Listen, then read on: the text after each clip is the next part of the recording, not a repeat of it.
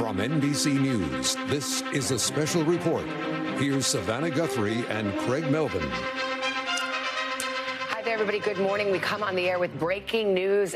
President Biden, in his final hours, his final morning in office, has issued several high-profile pardons. Among those pardoned this morning, Dr. Anthony Fauci, General Mark Milley, and the members and staff who served on the House committee that investigated the January 6th attack on the Capitol, including Liz Cheney. And police officers who have spoken out as well from the Capitol Police. Let's go right to Chief White House correspondent Peter Alexander. This just broke 10 minutes ago. Peter, what do you know?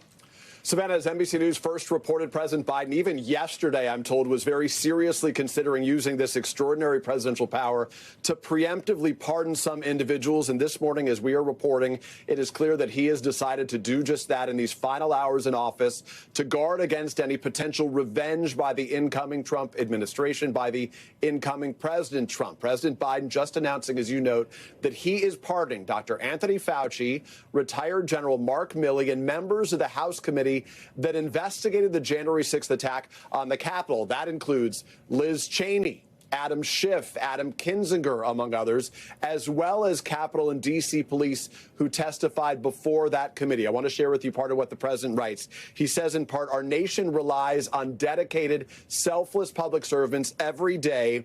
They are the lifeblood of our democracy. Yet alarmingly, he adds, public servants have been subjected to ongoing threats and intimidation for faithfully discharging their duties. Notably, his last comments in this statement add that these pardons, he says, should not be mistaken as an acknowledgement that any individual engaged in any wrongdoing, he says, nor should acceptance by them be misconstrued as any admission of guilt for any offense. He says our nation, quote, owes these public servants a debt of gratitude for their tireless commitment to our country. Now, let's back up for a moment. President Trump, incoming President Trump, as you know, has been a fierce critic and has really railed against so many of those individuals that are receiving these pardons today.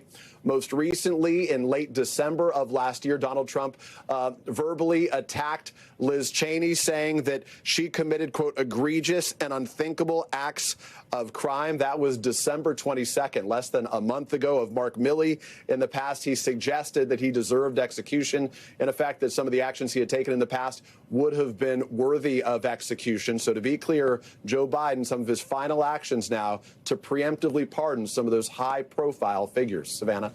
All right, we want to turn now to Kristen Welker, moderator of Meet the Press, and Hallie Jackson, NBC's senior Washington correspondent. Peter really raises the point that needs to be made here.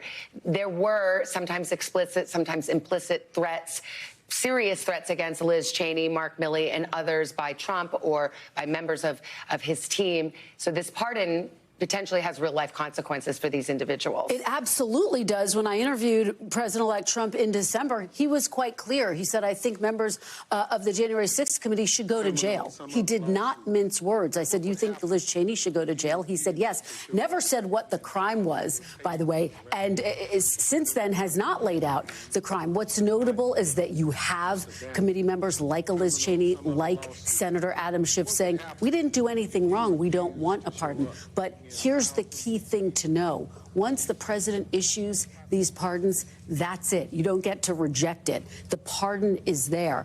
And so this is a significant historic moment because it speaks to the concerns about the threats of legal repercussions that the January 6th committee and all of the other folks, General Mark Milley, might be facing. Remember that tweet? You said not sometimes threats very clear against Mark Milley, saying that he should, in effect, be executed for treason. So this is a significant moment because I think it does underscore the very real concerns about what might happen. And again, how all of this unfolding in just the last 10 minutes. I know we don't probably have a great deal of reaction from some of these folks who've been pardoned yet, but are we hearing anything at all from? A little bit. I can tell you that I just spoke with somebody connected to the events of January 6th who is subject to receiving this pardon, who said that it was one of the lines that President Biden talked about, that these individuals did nothing wrong, that really resonated with this person who only found out about this sort of through the grapevine, has not officially heard from the White House yet, just in the overnight hours here. So to your point, Craig, this is all moving quickly. It is not altogether unexpected. Kristen talks about this being a significant legal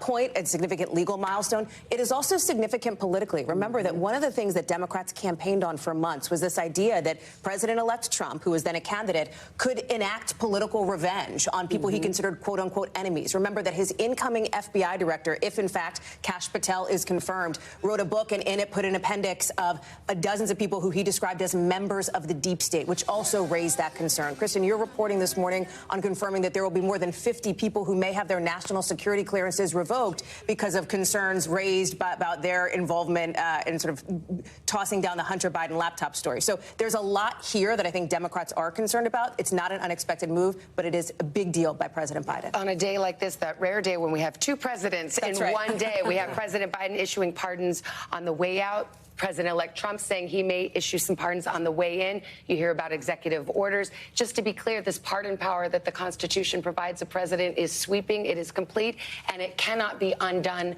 by the next president. So if you're wondering, could President Trump unpardon those pardons today? No. No. The answer is no. Thanks for watching. Stay updated about breaking news and top stories on the NBC News app or follow us on social media.